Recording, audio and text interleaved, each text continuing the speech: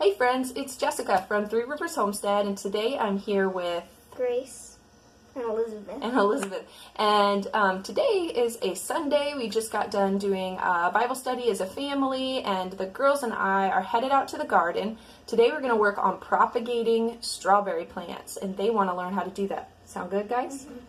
So this is a way that I take our existing strawberry plants every year and I multiply them and turn them into new strawberry plants to plant in new beds for next year. Now strawberry season is over here. It just ended. Did you guys enjoy the strawberries this year? Yeah, we had a lot of strawberries for fresh eating. What did we eat them on? Do you guys remember? We had some strawberry shortcake one day. Yeah, we did a lot of fruit salads, strawberry pancakes, remember that? So it was really fun, but the strawberries now are sending out runners, and we're going to go out in the garden, show you what those are, show you how to propagate them, and then we'll come back inside, and I have a couple kitchen projects planned. So if that is something that interests you, why don't you stick around? But for now, we're going to go get busy. You ready, ladies? Mm-hmm. So as we can see, these are called runners. They come out of your strawberry plant. The mother plant sends them off, and they're like a little baby strawberry plant that are attached by what I like to call an umbilical cord. All we're going to do is we're going to take these mother strawberry plants and we're going to stick them in some potting soil and pin them down, and we'll leave them there. Underneath here, you can see roots will start to form on the baby runner in the soil. And once they get a good root system, then we can snip these runners, cut the umbilical cord, and we have a new plant, and then we can get rid of the mama plant, because strawberry plants are only good for, maybe 2 to 3 years, and then you want to get rid of them and use your new plants to have your most productive plants. So that's what we're going to get busy doing. Here's some that I've already done. So what I do is, this is my big weedy, nasty strawberry bed. By this point of the year, it's in pretty bad condition.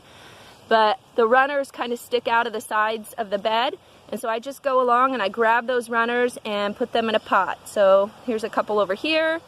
We're going to put these in a pot, and that is how we propagate our new strawberry plants. So we've got one.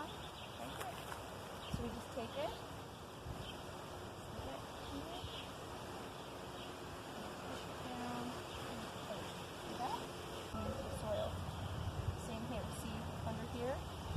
That is where the roots are going to be. So just pin that down into the soil. There you go. Let's go grab some more and I'll find some plants for you. So here is the runner right here. You can see the roots starting to form right there. Down here some. So you can see we're starting to get lots of little runner babies all in our walkway. Elizabeth here is going to show you, now that she knows how to do it. You want to show us how it's done? Yeah. Okay. So we just got to find a runner here. Let me find a good one for her. So here is a runner from the strawberry plant. You can see right down here where the roots are almost beginning to grow. So we just need to get those roots in soil. So what she's going to do is, go ahead, honey.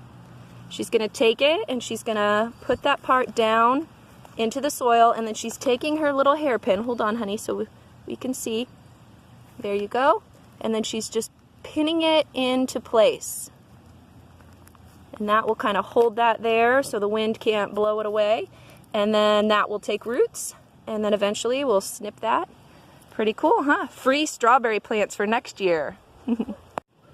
These are some I did a couple weeks ago. So what I can do is come back after some roots have started to grow, and I can pull my pin out that I had holding it in place, and it won't disturb this plant, and then I can reuse this to hold a new baby one in place. It's a hot one out there, isn't it? Yeah, we're out there for about 20 minutes and we're ready to get inside because we're still in our church clothes. But yeah, we got about maybe 20 plants propagated, and my plan is to do maybe double that so that I can create a new bed for next year. Now the benefit of propagating your strawberries this way versus letting those runners just take root in your beds wherever they want to is that I can control where my new bed of strawberries will be. And my plan for next year is to move my strawberry beds to an area under landscape fabric. And so I need to have those strawberries kind of potted so that I can go put down my landscape fabric, burn my holes in it, and then plant those plants in the specified holes. And that should cut down on our weeds next year, because those beds get pretty weedy, don't they, ladies? They're pretty bad. So that will help with that next year. And so they can stay, the little strawberry runner plants can stay in the pots for well into the summer and into the fall. As long as there's enough soil in there to feed the plant, they'll be just fine. You just have to remember to water them. So that is the plan. Now, what do you guys think about going inside and canning some meat? Yeah. That sound good? You don't look too excited. I don't know. We're back inside, and it's a little cooler in here, isn't it, ladies? But it's still a little warm. We don't have air conditioning in our house, so we're about to create a little more heat. We're going to get busy doing some canning. We need to can some meat. So I've done a full freezer tour before, and I'll link it below.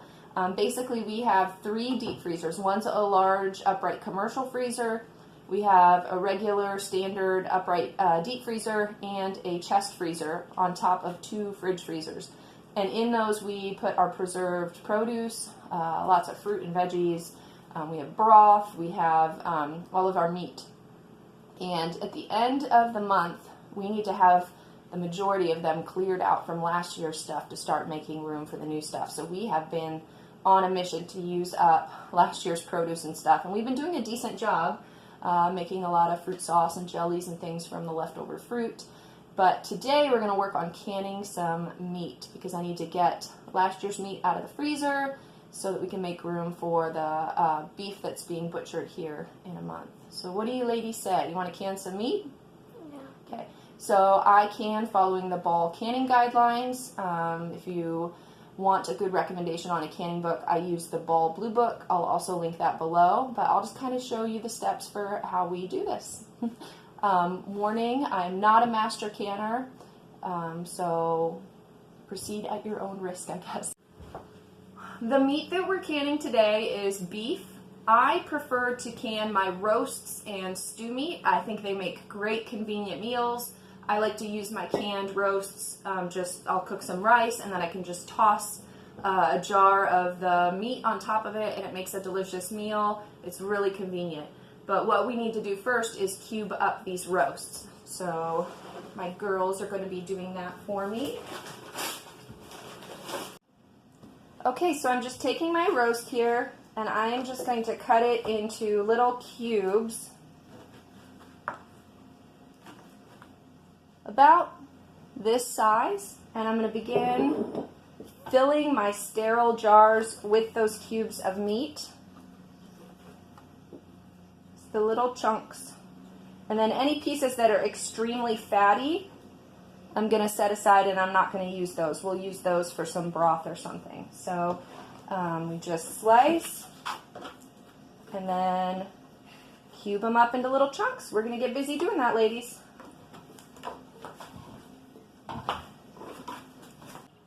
While we're busy cutting, I'll talk to you a little bit about why I like to can some of my meat. I don't always can my meat. I am doing it right now because we're low on freezer space. It's also a pretty convenient way to store it because you don't have to worry about losing all of your meat in a power outage. It's really nice to have it shelf stable. And I don't find that there's any difference in the taste of my canned meat versus meat that I freeze and then cook up after it's thawed. It's super convenient. This to me is like the homesteader's version of convenient food or like fast food. If it's a busy day and I didn't have time to get a meal in the crock pot or I don't know what to cook, I can just grab a jar of cooked meat off of the shelf and whip it up, and it just saves me so much time. It is really nice and convenient. So a couple tips when we're cutting this meat: you don't want to put extra fat in your jars. Extra fat could compromise your seal. When you pressure can foods, sometimes the liquids inside will kind of bubble up and get under the seal. You can have a little bit of a liquid loss that passes through where the lid fits the top of your jar. And if that liquid is really fatty and greasy, as would be the case with fat on this meat, then it will create kind of a residue on the top of the jar that will compromise your seal. So I find that with pressure canning, I have a better success rate and I don't have seal failures if I limit the amount of fat that goes in the jars. So that is a little tip for you. Other than that, you just cut up your meat and get it in the jars, and then after we get them full, we'll tell you the next step. I'm really grateful for my helpers today. They're doing a really good job. Okay, so my wonderful helpers here got the jars filled with our meat. Let me show you about how full they are. You can see that. They're about up to here. And what we're going to do next is Miss Elizabeth here is going to put 1 teaspoon of salt per jar. After she does that, I'm going to fill the jars with boiling water here. Then we're going to get all of the air bubbles out of the jars. I'll use a butter knife to kind of get in there and make sure all the air bubbles are out. We may need to refill jars as needed. We want 1 inch of headspace. And then my beautiful helper here, Gracie, is going to take her little rag after they're all full, and she is going to wipe the tops of the jars like this, just to make sure that no grease and fat from the meat has gotten on the top there to compromise the seal. Then we'll get our lids on these jars, and we're going to get them in the pressure canner. So let's get to work, ladies.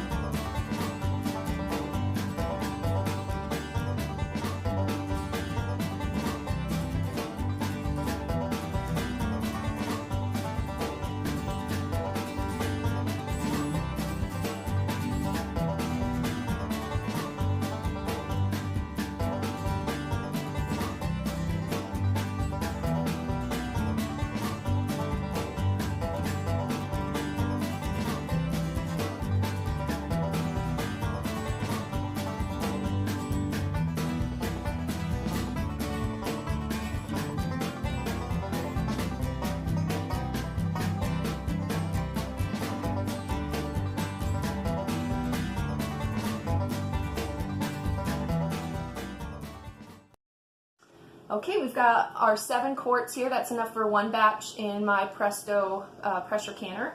We've got all of those ready to go, and we have what's left over, these bones with the marrow and just some bits of meat that are attached to them. Not beets, there's no beets in this, but there are bits of meat attached to the bones. And what we're going to do is get these in a crock pot to make us a batch of beef bone broth. And then if I want to, I can can that broth tomorrow. But as far as this goes, we're going to get to the jars of meat in the pressure canner, and they're going to process for 90 minutes. At our elevation, we do 10 psi. So you would have to look for what you would need to process it at your elevation. But we're going to get that started, and then I just need to babysit this. You cannot safely can meat in a water bath canner. You have to pressure can it to prevent botulism spores from turning into a botulism toxin. It's very important that you follow the instructions and can it for the full 90 minutes. When you're dealing with something like meat, you just, make sure that you're safe. So as long as you follow all the instructions, it's a pretty easy process, but you just have to follow the instructions. It's much like baking. There is a science to canning. If you deviate from the times and the pressures and everything like that, you are risking having a result that isn't so good. So, all right, ladies, ready to get this in the canner? All right, let's do it.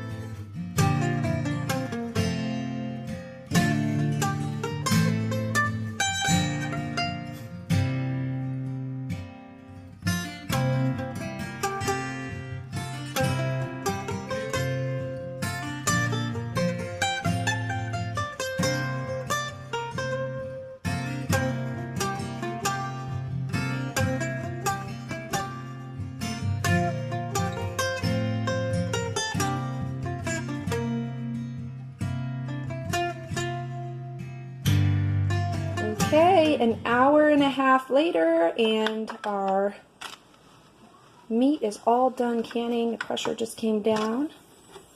Woo, that's hot. So I'm going to set this down and get these out of here.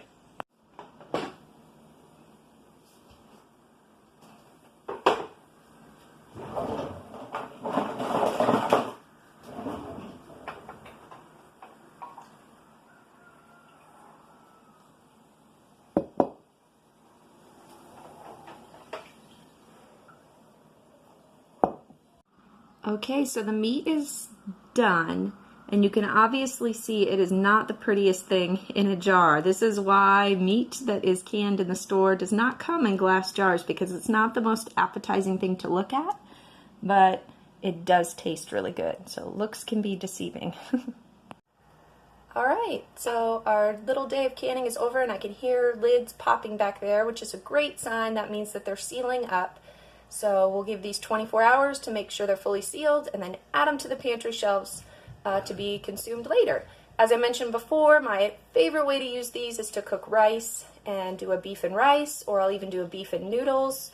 Sometimes I'll make mashed potatoes, and the liquid that's in these jars can be turned into a gravy and do like a beef and gravy over some mashed potatoes.